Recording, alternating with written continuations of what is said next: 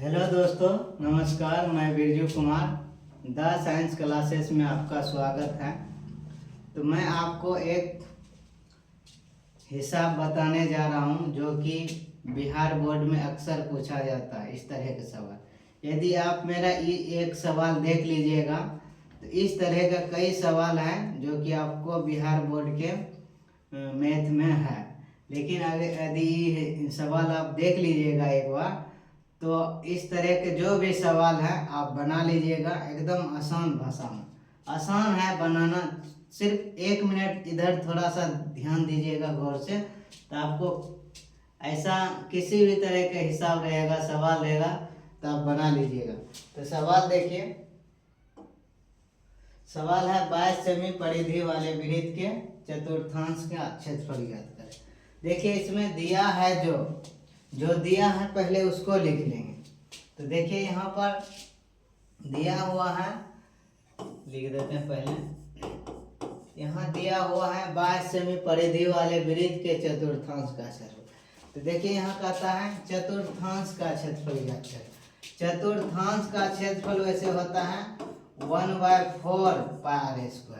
तो आप देख लीजिए, आपको पता है कि त्रिज्या को हम r से सूचित करते हैं। देखिए यहाँ त्रिज्या तो दिया हुआ नहीं है, तो कैसे आप चतुर्थांश का क्षेत्रफल निकालिएगा? नहीं निकलेगा। उसके लिए पहले आपको क्या करना है, जो पहले दिया हुआ वो लिखेंगे। यहाँ 22 सेमी परिधि दिया हुआ, क्या दिया हुआ? परिधि दिया हुआ। तो परिधि निकालेंगे पहले। तो लिखेंगे वृत्त की परिधि। वृत्त की परिधि होता है 2 पाई r। वृत्त की परिधि होता है 2 पाई r। तो देखिए 2 लिख देंगे और पाई का मान 22/7 होता है, तो 7 लिख दिए। r का मान नहीं दिया हुआ तो नहीं लिखेंगे। तो परिधि देल है 22 है, तो 22 यहाँ लिख दिए। अब देखिए 22 बराबर ई है, इसको गुना में लिख दिए ऊपर करके, इधर r है तो आपको r को इधर ले आइए। अब ई 22 है गुना 7 ऊपर चला गया, ई 2 गुना 22 नीचे है। अब देखिए 22 को क्या कीजिए, ये 22 और ये 22 कटा दिए तो आपका क्या कितना आ गया? r बराबर आपका हो गया, r बराबर हो गया 7/2। r का मान आपको 7/2 निकल कर आ गया। r का मान 7/2 आ गया। अब कहता है चतुर्थांश का क्षेत्रफल ज्ञात करें। अब क्या करा है? चतुर्थांश का क्षेत्रफल। तो देखिए चतुर्थांश का क्षेत्रफल निकालते हैं। आपको लिख दिए थे चतुर्थांश का क्षेत्रफल, लिख दिए थे। अब यहाँ लिख लेते हैं चतुर्थांश का क्षेत्रफल होता है, चतुर्थांश का क्षेत्रफल,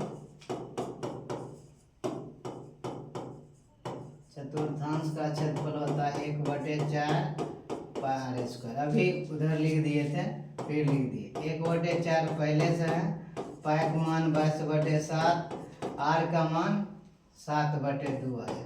तो 7/2 2 बार है तो 2 बार लिख दिए।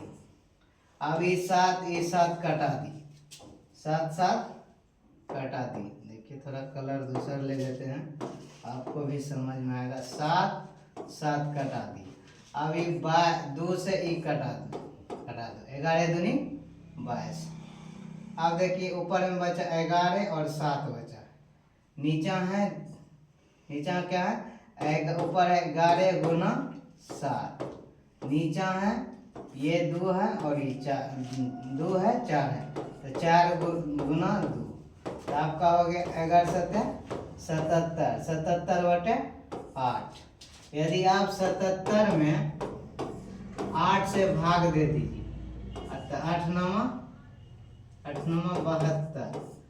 आपका 5 यहाँ आ गया, यहाँ नहीं लग रहा तो यहाँ पॉइंट देकर यहाँ 0 देंगे।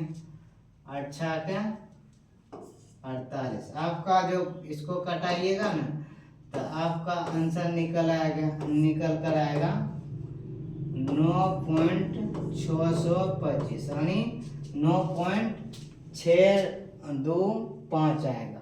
आप भाग देकर देख लीजिए, वैसे इतना ही आएगा, हम इतना कर दिए, ठीक है।